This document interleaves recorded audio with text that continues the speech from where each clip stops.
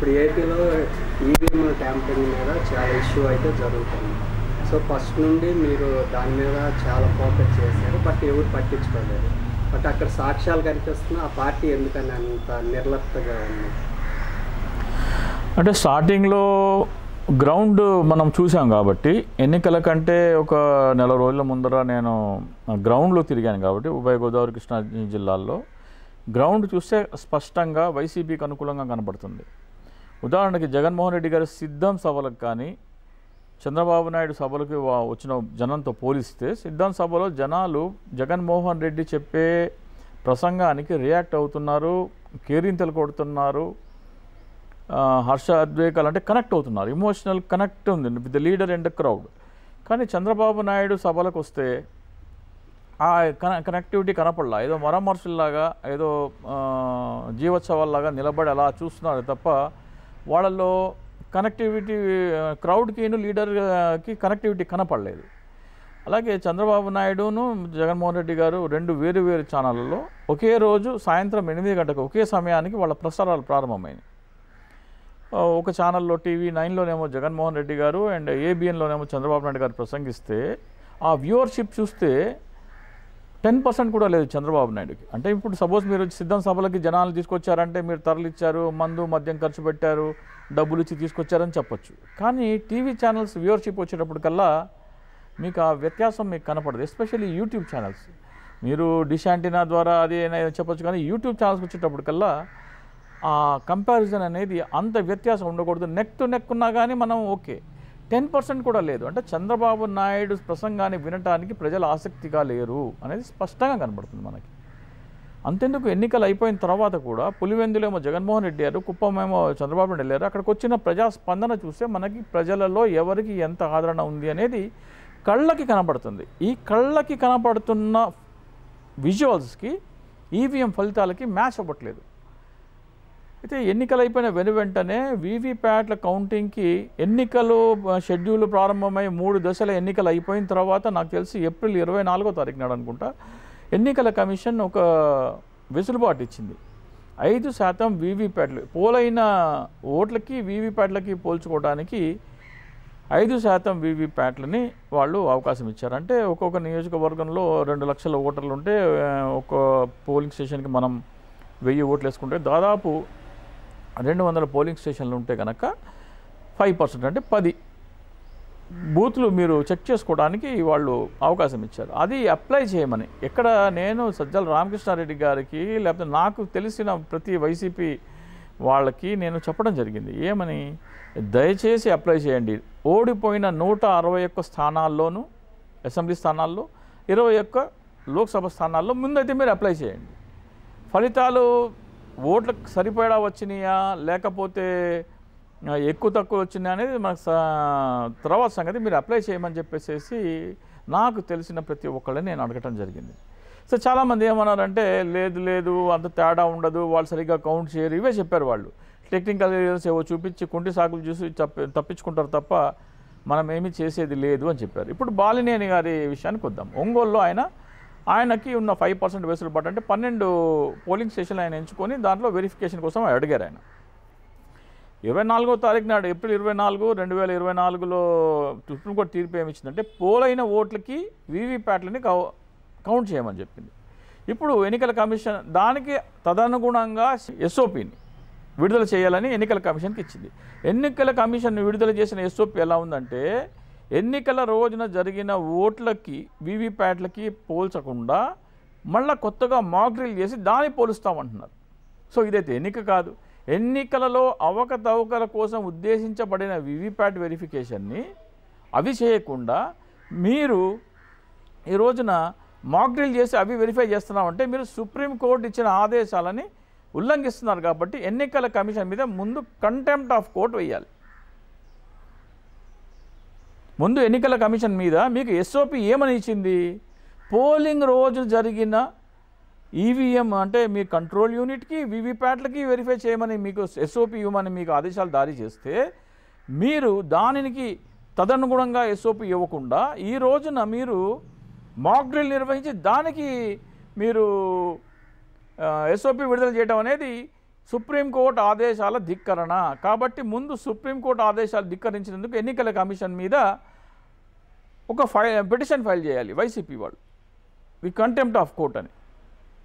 రెండవది, ఇక్కడ బాలినేని శ్రీనివాస్ గారు కనుక కోర్టుకి వెళ్తే ఆయన ఏమని చెప్తారు, మీరు ఆధారాలు ఏమో కాల్ చేశారంటున్నారు, వీవీప్యాట్లు ఏమో తగలబెట్టేశారంటున్నారు. వీవీప్యాట్లు ఒకవేళ తగలబెట్టేస్తే సుప్రీంకోర్టు ఏం చెప్తుంది, ఉప ఎన్నిక నిర్వహించమంటుంది. మిమ్మల్ని ఎవరు ఆ వీవీప్యాట్లు వెరిఫికేషన్ చేయకుండా ఎందుకు తగలబెట్టారని, తగలబెట్టారు కాబట్టి ఆ ఎన్నిక చెల్లదు, కొత్తగా ఎన్నిక నిర్వహించమని చెప్పేసి ఒంగోలులో ఉప ఎన్నికకి ఆదేశించే అవకాశాలు ఉన్నాయి. మీరు ఒకే నియోజకవర్గం అంటే ఒక పార్లమెంట్ కూడా చేశారు, అది వేరే వీవీప్యాట్ కౌంటింగ్ కాదు, బ్యాటరీ ఛార్జింగ్ అది. సో మీరు ఒక నియోజకవర్గంలో చేస్తే దాన్ని వీవీప్యాట్ లేని కారణంగా మీకు ఉప ఎన్నిక ఆదేశించినప్పుడు నేను చెప్పినట్టు 164 నియోజకవర్గాల్లో మీరు గనక ఆ పని చేసింటే ఈ రోజున రాష్ట్ర వ్యాప్తంగా ఉప ఎన్నికలు మళ్ళీ బై ఎలక్షన్ వచ్చేది కదా. అంటే ఒక ఎమ్మెల్యే దగ్గర 5 లక్షల రూపాయలు పెట్టేసేసి మీరు 10-12 పోలింగ్ స్టేషన్లు ఎంచుకొని దాన్ని వీవీప్యాట్ వెరిఫికేషన్ కోసం అప్లై చేయడానికి కూడా సాహసించకపోతే ఎట్లా, ఆ మాత్రం ముందు చూపు లేకపోతే ఎట్లా. నేను ఎన్నికలైన 4-5 రోజులకి నేను జగన్మోహన్ రెడ్డి గారిని కలవడానికి వెళ్ళినప్పుడు సజ్జల రామకృష్ణారెడ్డి గారికి చెప్పాను, అసలు ముందు మనకి టాలీ అవుతాయి, ఆ టాలీ కాదు ముందు ఇవాళ డెడ్ లైన్ కాబట్టి, రేపు డెడ్ లైన్ ఈరోజు వెళ్ళండి, రేపు డెడ్ లైన్ కాబట్టి మీరు దయచేసి అప్లై అయితే చేయండి. అప్లై చేస్తే మంగళవారం డెడ్ లైన్, సోమవారం నాడు చెప్పాను నేను, మీరు అప్లై చేస్తే ముందు మనకి మాట్లాడటానికి ఏమైనా ఆధారాలు దొరికే అవకాశం ఉంది. 164 స్థానాల్లో మనకి ఎక్కడో చోట ఏదో ఒక ఆధారం దొరుకుతుంది అని చెప్పేసి చెప్తే కూడా ఎవరు దాన్ని పెద్దగా పట్టించుకోలేదు. ఈ రోజున ఒంగోలులో చూసిన తర్వాత మీరు వెరిఫై చేయమంటే ఎన్నికల సంఘం పారిపోతున్న తీరు చూస్తుంటే ఖచ్చితంగా ఇది అవకతవకలు జరిగిన ఒక ఎన్నిక అని చెప్పేసి మనకి నిర్ధారణ అవుతుంది. అంటే ప్రతి ఒక్క ఇది తప్పించుకోవడానికి చూస్తుంది. ధైర్యంగా మీరు మన్ని లెక్కలన్నీ ముందుకు వేసుకొని మీరు ఒక్క నియోజకవర్గం ఆడతారేంటి, అన్ని నియోజకవర్గాలు మేము వెరిఫికేషన్కి రెడీ అని ఎన్నికల సంఘం ముందు రావట్లేదు. దానికి అడ్డంకులు పెడుతున్నారు. ఫోన్లు చేసి మీరు డబ్బులు ఇచ్చేస్తా, మీరు వెనక్కి తీసుకోమని ఫోన్లు చేసి ఒత్తిడి తీసుకొస్తున్నారు. ఇవన్నీ చూస్తుంటే ఖచ్చితంగా ఎన్నికల్లో అవకతవకలు జరిగినాయి. అంటే బాలయ్య బాబు గారి నియోజకవర్గంలో ఒక్క వార్డులో ఒక్క ఓటే పడింది. అక్కడ ఓవరాల్గా చూసుకుంటే వైసీపీ రిలేటెడ్ క్యాడర్. సో అలాంటివి కూడా ఎందుకు వీళ్ళు తీసుకోలేదు? అదే కదా మూర్ఖత్వం కదా. ఇప్పుడు వాళ్ళు ఏమనుకున్నారు, నేను ఒక ఎమ్మెల్యేతో కూడా మాట్లాడాను, ఆయన పేరు చెప్పడానికి బాగోదు. చెప్తే ఆయన ఏమన్నారు, మనం ఎంత చేసినా కానీ అది టెక్నికల్ రీజన్ తీసుకుని చేసి తప్పించేస్తారు అన్నారు. ఎట్లా తప్పించేస్తారు? ఈ రోజున బాలినేని గారికి నేను చెప్తున్నాను, ఛాలెంజెస్ చెప్తున్నాను, కోర్టు ద్వారా ఒంగోలులో ఉప ఎన్నిక జరుగుతుంది. వీవీప్యాట్లు కనుక తగలబెట్టేస్తే లేదా వీవీప్యాట్లతో కనుక ఆయన చెప్పిన పోలింగ్ స్టేషన్లో సరిపోలేకపోతే ఒంగోలులో బై ఎలక్షన్ ఖచ్చితం. ఈ పని 164 అసెంబ్లీ 21 లోక్సభ స్థానాలు చేసింటే అక్కడ కూడా ఉప ఎన్నిక జరిగేది. అంటే ఇప్పుడు అరకు లాంటి ఏరియాలో కూడా నోటాకు ఎక్కువ పడింది, కాంగ్రెస్ కూడా ఎక్కువ వచ్చింది వాదన కూడా వినిపిస్తుంది. ఒకటని కాదండి, ఎక్కడైనా సరే తిరుపతి లోక్సభ తీసుకుందాం. తిరుపతి లోక్సభ తీసుకుంటే తిరుపతి లోక్సభలో నాకు తెలిసి దాదాపు అన్నీ ఎక్కడ అసలు మీరు తిరుపతి తీసుకోండి, లేకపోతే రాజంపేట తీసుకోండి, వీళ్ళు గెలిచిన 4 లోక్సభ స్థానాల్లో లోక్సభ స్థానాలకు వైసీపీకి ఎన్ని ఓట్లు పోలైనాయి, అసెంబ్లీలో అక్కడే ఎన్ని పోలైనా చూస్తుంటే ఆ క్రాస్ ఓటింగ్ అనేది ఆ స్థాయిలో జరగదు. 25% క్రాస్ ఓటింగా తిరుపతి లోక్సభలో 25% క్రాస్ ఓటింగ్ గతంలో ఎప్పుడు జరగలే ఇది. సో ఇది ఖచ్చితంగా ఈ ఎన్నిక అయితే ఖచ్చితంగా రిగ్ చేసిన ఎలక్షన్. ఖచ్చితంగా వీవీప్యాట్లు ఈవీఎంలు టాలీ కావు. అండ్ మీరు ఈరోజు వరకు ఫామ్ 20 అప్లోడ్ చేయలేదు. ఈరోజు వరకు ఎందుకు అప్లోడ్ చేయలేదు? మీకు పోలైన ఓట్లకి లెక్కించిన ఓట్లకి 49-50 లక్షల ఓట్ల తేడా ఉంది. 12.5%. అదొక ప్రామాణికం. అంటే సాక్షాత్తు నిర్మలా సీతారామన్ గారి హస్బెండే దీన్ని స్పందించారు కదా. అవును, ఆయన గత ప్రభుత్వంలో అంటే ఎన్డీఏ ప్రభుత్వం ఉండగా 2014 నుంచి 19 వరకు చంద్రబాబు నాయుడు గారి ముఖ్య సలహాదారు, కేంద్ర ఆర్థిక శాఖ మంత్రి నిర్మలా సీతారామన్ గారి భర్త.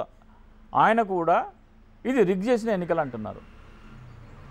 కానీ వీళ్ళు చేసిన పెద్ద పొరపాటు ఏంటంటే 164 ఓడిపోయిన నియోజకవర్గాల్లో వీవీప్యాట్ల వెరిఫికేషన్ అప్లై చేయకపోవడం అనేది జగన్మోహన్ రెడ్డి గారి పక్కన ఎవరెవరు సలహాలు ఇస్తున్నారో నాకైతే అర్థం కావట్లేదు. కానీ ఇంత స్టూపిడ్ బ్రహ్మాండమైన బ్రహ్మాస్త్రం చేతిలో ఉన్నా కానీ దాన్ని ప్రయోగించడానికి వాళ్ళు విముఖత చూపించడం అనేది దౌర్భాగ్యం.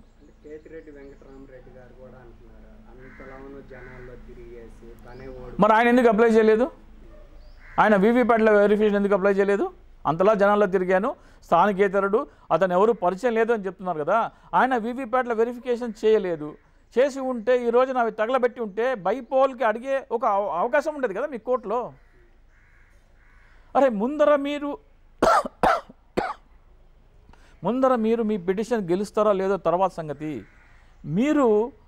మీకున్న అవకాశాన్ని ఎందుకు సద్వినియోగం చేసుకోలేదు? ఇప్పుడు 90 చోట్ల దేశవ్యాప్తంగా 92 చోట్ల అప్లై చేశారండి. ఈవీఎంల పనితీరు మీద అనుమానం వ్యక్తపరచని, ఈవీఎంలన్నీ పర్ఫెక్ట్గా పనిచేసే భారతీయ జనతా పార్టీ అందరికంటే ఎక్కువ చోట్ల 40 చోట్ల వాళ్ళు వీవీప్యాట్ వెరిఫికేషన్ అడిగారు. అరే ఈవీఎంల పనితీరు బాగుందన్న వాళ్ళే దాన్ని వీవీప్యాట్ల వెరిఫికేషన్ అడుగుతుంటే మీకేమీ ఇదైంది? ఇది నిజంగా జగన్మోహన్ రెడ్డి గారు ఆయన కోర్ టీం గురించి ఒకసారి ఆలోచించుకోవాలి. ఆయన చుట్టుపక్కల ఉండే సలహాదారులు ఎవరో నాకైతే తెలియదు. కానీ ఇంత స్టూపిడ్ మీకు ఎన్నికల్లో ఇంతకుముందంటే లేదు ఈ చట్టం. వీవీప్యాట్ల వెరిఫికేషన్ అనేది ఇంతకుముందు లేదు. 24 ఏప్రిల్ వచ్చింది. అంటే మీకు ఎన్నికలు ప్రారంభం మొదలైన తర్వాత 3వ దశలో ఉండగానే ఇప్పుడు వచ్చింది. మీకు వచ్చిన అవకాశాన్ని కూడా మీరు ఒక 5 లక్షల రూపాయలు అభ్యర్థికి చెల్లించడానికి మీకు ఆసక్తి లేకపోతే మీరు ఏం రాజకీయాలు చేస్తారు? ఇంకా గాజువాక కాదండి, 164 నియోజకవర్గాలు మాట్లాడుతున్నాను నేను. మీరు ఓన్లీ 1-2 చెప్తున్నారు. కానీ నేను 164 నియోజకవర్గాల్లో మీరు అప్లై చేస్తే మీకు వచ్చిన నష్టం ఏంటి? అధికారంలో ఉండి ఈవీఎంలన్నీ పక్కాగా పనిచేస్తున్నాయన్న భారతీయ జనతా పార్టీ అప్లై చేసినప్పుడు మీకేంటి?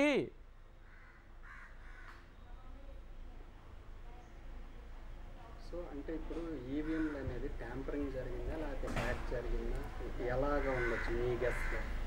ఇక్కడ మీకు ఇచ్చిన అక్కడ ఎన్నికల రోజు వచ్చిన సంఖ్యకి ఈ సంఖ్యకి తేడా వస్తుందని ఒక భయం లేదు.